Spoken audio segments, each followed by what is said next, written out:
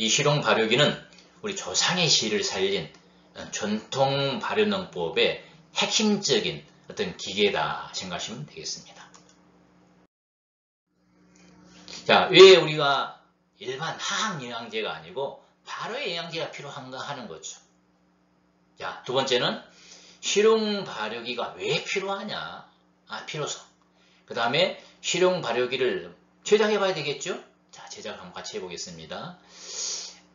그 다음에 이 발효기를 제작을 해놓고 설치해 놓고 사용할 줄 모르면 안 되겠죠? 그래서 사용법, 그 다음에 활용법. 활용은요, 각종 액비도 발효시킬 수가 있고 다양한 종류의 미생물도 이 기계를 통해서 우리가 만들 수가 있습니다. 자, 우리가 왜 발효 영양제가 필요한가? 식물 입장에서 봤을 때 또는 토양 입장에서 봤을 때 왜 화학 영양제가 아니고 이 바이오죠? 발효된 영양제, 바이오적인 영양제, 살아있는 생명체가 있는 영양제에 이 영양제가 필요하냐 하는 거죠. 자, 식물 입장에서는요, 우리가 양분을 흡수하려면요, 저온무자 상태 또는 수용성 상태로 물에 녹아서 물이 흡수되면서 동시에 영양소가 같이 이동이 됩니다. 그러면 이 영양소 누가 보내십니까? 미생물 효소가 보내시키는 거죠. 그런데 토양에서 미생물과 탭이 같은 걸 넣고 나서요, 탭이나 비료를 넣고 토양에서 미생물과 효소가 분해한다. 너무나 많은 시간이 걸립니다. 그래서 이렇게 미리 발효된 상태에서 공급하면 어떻게 될까요? 식물이 바로 흡수가 되겠죠. 그래서 이 발효산물인 수용성 저온무자 상태의 양분을 공급해야 되는 이유가 바로 여기에 있는 겁니다. 여기에. 그 다음에 우리가 발효하는 것은요, 독성이 제거되는 과정입니다. 이 식물한테 생명체에 독이 제거된 영양소를 공급한다. 그 다음에 이 영양소는 미생물 영양소이기 때문에 땅에 들어가면 어떻습니까? 땅에 있는 각종 독소들 영양소지만은 독소로 변해 있습니다. 이것을 다 분해시켜서 양분화시켜서 흡수가 되는 거죠. 그 다음에 세 번째는 이 발효 미생물을 공급하게 되면 좋은 미생물뿐만 아니라 땅에서 살고 있는 토종 미생물, 그 미생물도 영양소가 되기 때문에 다수의 미생물, 다시 말하면 여기 토양 주변에 있는 균균균이 활성화되게 되어 있는 거죠. 그래서 식물에 절대적으로 좋은 영양소가 바로 영양제입니다. 여러분들 그동안 화학비료 써봤지요? 이 화학물질이 식물한테 살아있는 생명체가 과연 좋던가요? 아닙니다. 여러분들 화학비료라 하더라도 꼭 발효를 시켜서 발효 영양제화 시켜서 공급해야만이 농사를 실패하지 않고 시행착오 겪지 않으면서도 좋은 먹거리를 생산할 수 있는 겁니다. 자, 토양 입장에서 볼까요? 자, 토양 입장에 봤을 때 우리는 뿌리 주변에 많은 탭이라든가 부패된 탭이라든가 독한 화학비료라든가 이런 게 많이 쌓여 있습니다. 그래서 이렇게 그걸 분해시키기 위해서는 많은 미생물과 효소가 증가되는 거죠. 그래서 많은 미생물과 효소를 증가시키는 농법이 바로 뭐냐? 이 발효농법이 되겠습니다. 그 다음에 일기에 들어가서 토양에 남아있는 가스, 염료 등 독소를 제거시켜서 식물에 필요한 영양제가 되는 거죠. 처음에 여러분들이 화학비료를 주고 탭을 줬을 때는요, 식물이 다 흡수할 거라 생각을 가지고 줬을 겁니다. 그렇지 않습니다. 한 30%에서 60% 정도 흡수하고요, 나머지가 토양에 잔류돼서 독성물질로 남아있습니다. 이게 분해가 됐을 경우에는 바로 식물의 영양소가 되는 거죠. 그래서 이런 발효액비를 주게 되면 땅의 독성이 분해돼서 영양소, 좋은 영양분화가 된다 하는 거죠. 그 다음에 토양에는 과학물질이 있죠. 처음에는 바위가 자갈이 되고, 자갈이 모래가 되고, 모래가 앙금 상태가 되고, 앙금 상태에 더 작은 입자 구조가 돼서 수용성 저분자가 됐을 때 식물이 흡수가 됩니다. 그러면은 이 수용성 또는 저분자를 시킨 게 누가 할까요? 미생물이 효소를 생산하고, 이 효소와 미생물 작용에 의해서 유기물이 유기산화되고, 이 유기산, 펄빅산이나 휴믹산 같은 유기산에 의해서 과학물질이 분해되고 식물 체내로 흡수가 되는 거죠. 그럼 어때요? 토양에 좋은 미생물과 효소가 있는 이 발효 영양제를 공급해야만이 땅에 살아나고 땅속에 있는 강물질이 분해서 식물체 내에 흡수가 된다는 겁니다. 그 다음에 다수 미생물, 종류도 다양하고 숫자가 많은 미생물도 공급이 되고 땅에 있는 토종 미생물도 활성화돼서 유효 미생물이 증가가 됩니다. 그럼 이런 유효 미생물만 증가되게 되면요, 식물은 동화산물의 한 30% 정도를 뿌리를 통해서 배출합니다. 그럼 미생물들이 그 당을 흡수하기 위해서 모여들게 되고, 그러면서 이 금근균, 이 균주는 어떤 그 수분과 양분을 공급하는 역할도 하고요. 그 다음에 항생물질을 만들어주는 역할도 하고, 또 깊이 있는 수분들을 흡수하는 여러 가지 기능을 하게 되어 있습니다. 그래서 뿌리 근근에는 다양한 다수의 유미생물이 활성화되는 게 좋은 토양이다 하는 겁니다. 자, 다음 파일로 넘어가겠습니다. 자, 우리가 현대 농업에 문제가 있죠. 기존의 화학농법이 문제가 없다 하면 그대로 쓰면 됩니다. 그러나 화학농법에 문제가 있습니다. 어떤 문제가 있냐? 내가 화학비료를 100이라는 수치를 주게 되면요, 노지가 됐든 하우스가 됐든, 하우스가 더 심하죠. 비를 맞을 수가 없기 때문에. 자, 한 30% 플러스 알파 정도 흡수합니다. 그러면 나머지 흡수 못한 나머지는 어디에 있냐 하는 거죠. 어디 있겠습니까? 토양 재배는 어디 할 데가 없어요. 뿌리 주변에 그대로 쌓여 있습니다. 이게 염류 등 독성 물질로 잔류되어 있는 거죠. 그래서 이 토양에 잔류되어 있는 독성 물질이 염류장애, 가스장애, 산성화, 그 다음에 그렇게 되면 어떻습니까? 미생물 숫자가 감소되겠죠. 그 다음에 미량원소도 점차, 우리가 질소인산가리 위주로 주다 보니까 상대적으로 미량원소가 적게 들어가게 되고, 토양에 있는 강물질도 잘 분해가 안 되기 때문에 미량원소 감소 현상을 가져오게 됩니다. 자, 그래서 거기에는 생육불량, 품질 저하, 병해악 체질, 이런 상황이 됩니다. 그래서 주된 원인은요, 우리가 기존에 거친 유기물을 꾸준히 넣어줘야 되는데 그렇지 못했다는 거. 그 다음에 미네랄이 우리가 자갈이라든가 모리라든가 마사토라든가 이런 상태, 식물이 흡수할 수 없는 뼈다귀 미네랄로 남아있다는 거. 그 다음에 화학비료, 농약 등 과다하게 사용했다는 이런 문제점. 그러다 보니까 유미생물의 종과 수가 감소된다는 거죠. 그래서 또한 연작을 계속하고 있지 않습니까? 그래서 여러 가지 이런 문제가 원인이 됩니다. 이런 문제를 해결할 수 있는 방법, 그 방법을 그동안에 꾸준하게 연구해서 개발했습니다. 특히 제가 이제 농업마이스터대 교수로 선정이 돼서 네덜란드에서 양액재배 교육을 받으면서 그렇구나, 양액재배는 이런 원리를 통해서 농사가 되기 때문에 그러면은 이 양액재배 기술을 토양에다가 접목시켜야 되는데, 일반 수용성 화학비료, 양액을 토양에 넣게 되면은 어떤 문제가 발생할까요? 화학비료를 공급하는 똑같은 현상이 발생합니다. 그래서 이건 아니구나 해서 발효되기 이전에 전부 다 발효를 시켜서 토양과 식물과 사람의 좋은 물질, 결과적으로 사람의 좋은 농산물이 되기 때문에 이런 좋은 물질로 전환을 시켜서 공급하는 방법, 이걸 개발하게 되는 계기가 됐습니다.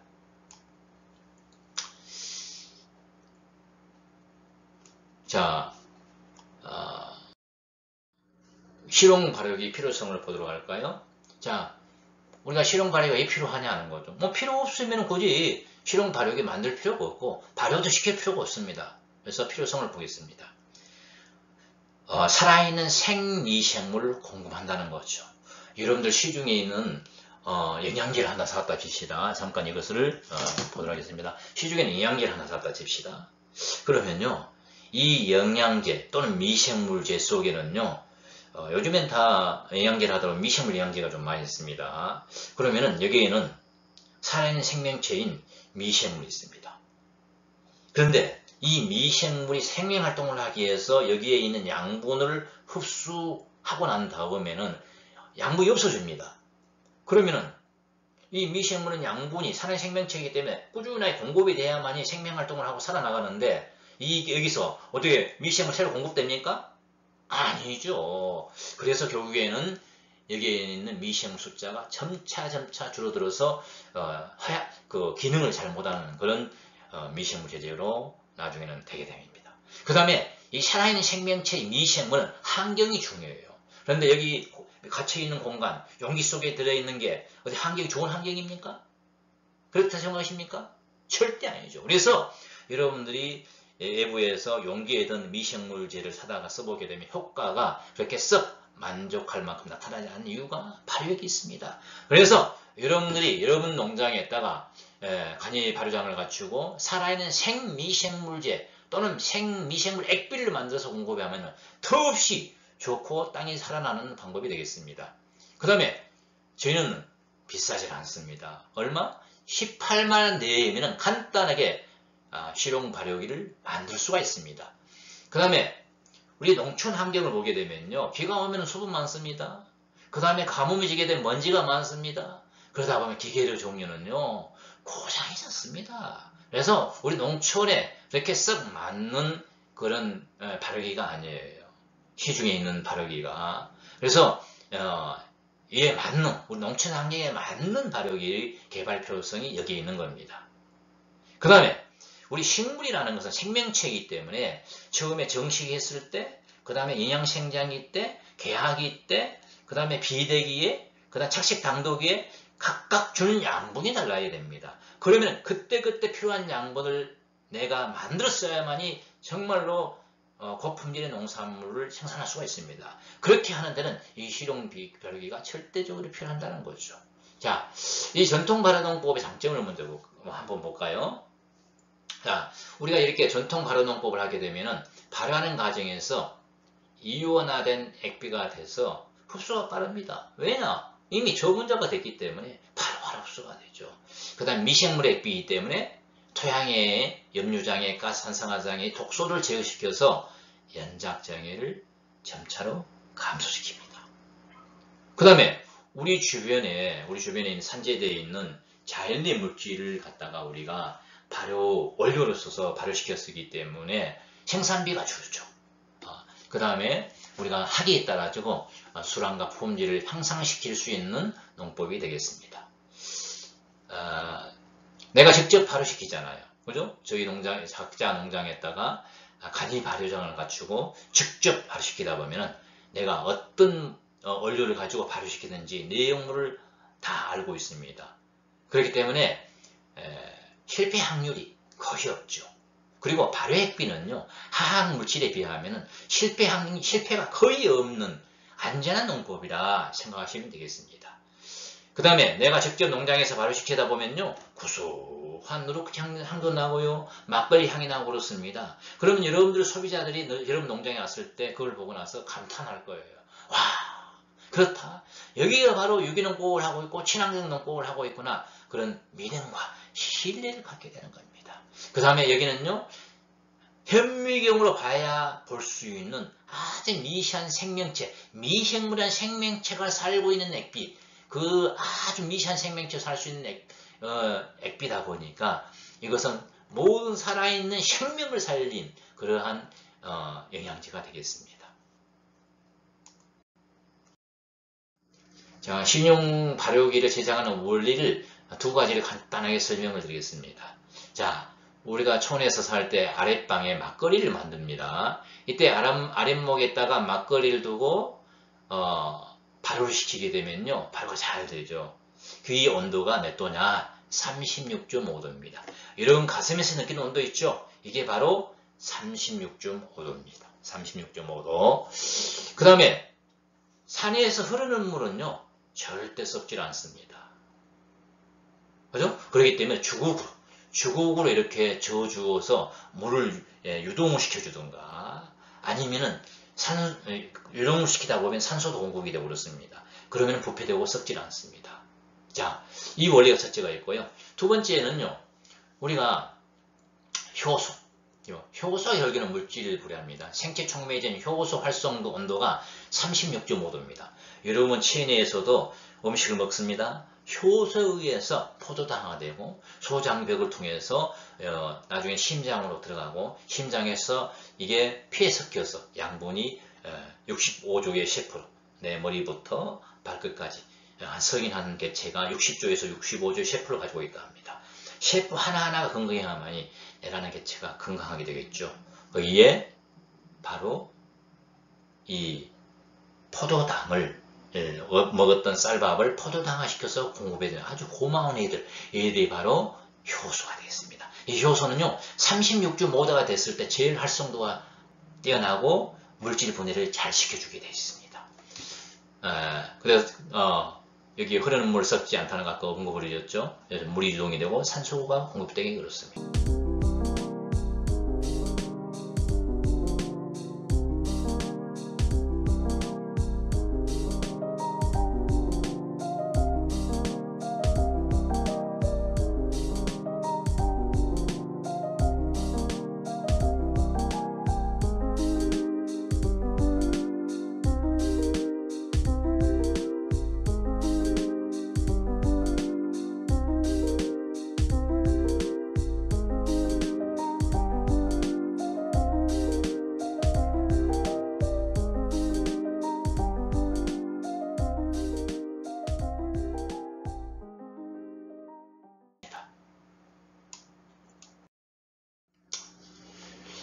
자, 실용 발효기 사용하는 방법인데요.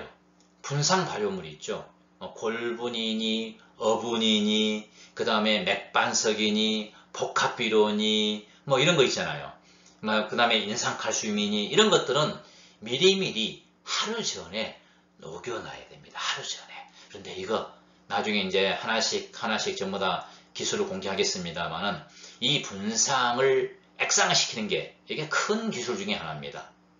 미리 나중에 이제 하나씩 알려드리겠습니다. 그 다음 발효통에 물을 먼저 반통 채우십시오. 그 다음에 이 물이 반통 채워진 데다가 내가 목표로 하는 발효물, 그 다음에 당미를 넣고 또 물을 한 80% 채워둡니다. 그 다음에 스텐가는 정중앙에 위치시키시고요. 그 안에 스텐가 안에는 물이 항상 가득 들어 있어야 됩니다. 비닐을 넣고 그 위에 작은 구멍을 하나 내고 그 세탁기를 꽂고 고무바로 이렇게 묶어줍니다. 기포기 작동을 시켜주시고요. 그 다음에 히터기는 약 50도에서 하절기는 한 50도, 동절기는 55도 정도 설정을 하셔야 됩니다. 하시고요. 한 번씩 이게 액상에 온도기를 좀 담가가지고 온도 체크를 한번 해볼 필요성이 좋습니다. 보통 액비는 30도에서 35도 사이에서 액비의 그 온도가 되도록 발효시키는 게 좋습니다. 바닥에 유기물들은 바닥으로 깔아앉는 성질이 있습니다. 앙금 상태라 하더라도 바닥으로 깔아앉는 성질이 있기 때문에 갱미로 바닥을 하루에 2회 정도 져주는 게 좋습니다. 그 다음에 여기서 중요한 거 통이라든가 특히 하절기에 그렇습니다. 통도 깨끗하게 세척해서 오염물질이 안 들어가게 해주시고요. 그 다음에 젓는 우리가 주걱이라든가 갱이 같은 경우도 항상 깨끗하게 세척을 해서 일부에서 오염물질이 안 들어가도록 부탁드리겠습니다. 그 다음에 5시간 이후에 그렇게 하고 나서 5시간 이후에 보통 하루 후에 넣어도 되고요. 나머지 미생물을 넣고 약 5일간 정도 발효시키게 되면요. 거의 발효가 완료가 됩니다. 이걸 가지고 여러가지 액비를 우리가 만들 수 있습니다. 잠깐 종류를 보게 되면요. 차후 이것뿐만 아니라 플러스 알파에서 다양한 액비 만드는 교육을 계속 진행하겠습니다. 자, 막걸리 액비도 만들 수가 있고요. 이 기기를 통해서 활성 액비도 만들 수가 있고 육수 액비도 만들 수 있고 콩효소 액비도 만들 수가 있습니다. 자, 그러면은 단백질이 많이 들어있는 이런 액비는 어떤 액비일까요? 생장을 촉진시키고 어떠요? 셰프 생성과 비대, 품질 향상, 맛 증가, 뭐 이런 쪽에 이거 생육 초기라든가 특히 채소 종류, 과채류 채소 종류 이런 쪽에 활성화시키는 쪽. 또 이제 과일 종류도 마찬가지로 가를 비대시키고 할 때 이런 액비가 들어가야만이 비대가 잘 되고 최고의 특품 쪽으로 이렇게 비대가 나갑니다. 사과하신 분들이 그러시더라고요. 옆면살 팔 때마다 이게 활성 액비하고 그 다음에 여기 유황액비하고 이 두 가지만 이렇게 꾸준하게 약 살포할 때 호남에 살포했더니 품질이 너무너무 좋아졌다. 그런 이야기를 많이 듣고 있습니다. 그 다음 무기염류. 무기염류도요. 전부 다 저분자화 시켜가지고 발효시켜서 넣어야 됩니다. 그 중에서도 이제 액비가 뿌리 액비. 이것은 맥반석, 목초, 회초 이런 걸로 만든 뿌리 액비가 되겠습니다. 뿌리 근권 환경에서 나오고 뿌리 밝은 촉집, 호르몬제가 들어있는 액비가 되겠습니다. 그 다음 유황 발효 액비. 살균 역할도 하고요. 맛 향상하고 식물을 건강하게 하는 그런 액비가 되겠습니다. 자, 인상가리 액비. 인상가리 액비는 성숙과 품질 향상. 특히 이제 과일 같은 경우는 7, 8월 달에 2차 비대기 집중적으로 이렇게 살포내지 간주를 하게 되면 낙가라든가 낙하 같은 게 잘 되질 않습니다. 그리고 품질이 참 좋아집니다. 인산칼슘 액비는요, 착색 경도 향상. 보통 이제 생육 후반기에 착색기 당도기에 연면살포내지 간주를 해주게 되면 보관성도 오래가지요. 아삭아삭 물러지질 않고요. 단단해지고 아삭아삭한 맛이 나지요. 색상도 잘 나오지요. 맛도 좋아지고. 그래서 인산칼슘 액비를 잘 적용하시기 바라겠습니다. 고품질로 만들어 나가는데 아주 중요한 액비 중에 하나가 또 인산칼슘 액비가 되겠습니다. 그다음에 복합비료 액비. 우리가 여러 가지 물질을 발효시켰을 때 칠소, 인산, 가리 이런 게 프로테인을 정확히 몰라가지고 힘들어하신 분이 많이 있습니다. 그런 것을 위해서 이 복합비료, 예를 들어서 21-17-17 이런 복합비료를 녹이는 방법이 있습니다. 나중에 이제 교육을 해드리겠습니다. 녹여서 이것을 당밀과 미생물을 넣고 그 다음에 비료의 독성을 제거시키고 미네랄을 공급하게 해서 이제 맥반석도 넣고 이렇게 해서 발효시키는 게 이 복합비료 액비입니다. 저도 이제 그 옛날에 복합비료를 물에다 녹여서 써보기도 하고 이게 잘 안 녹아가지고 말에다 넣어서 매달아가지고 녹여서 써보기도 하고 이런 과정을 많이 겪었습니다. 그래도 화학비료는 화학비료입니다. 그래서 염류장애, 가스장애, 산성화장애 이런 문제를 유발시키더라고요. 그래서 여러분들이 농사를 실패하는 주된 원인이 뭐냐? 생비료, 생화학비료 이런 걸 썼기 때문에 문제가 발생합니다. 그래서 복합비료를 발효시키게 되면 너무너무 좋습니다. 너무너무 좋아. 복합비료 얼마입니까? 20kg 한 포에 11,000원? 내일 한 줄 알고 있습니다. 아주 싸게 고품질 양분 밸런스가 맞는 액비. 이 복합비료 종류가 많잖아요.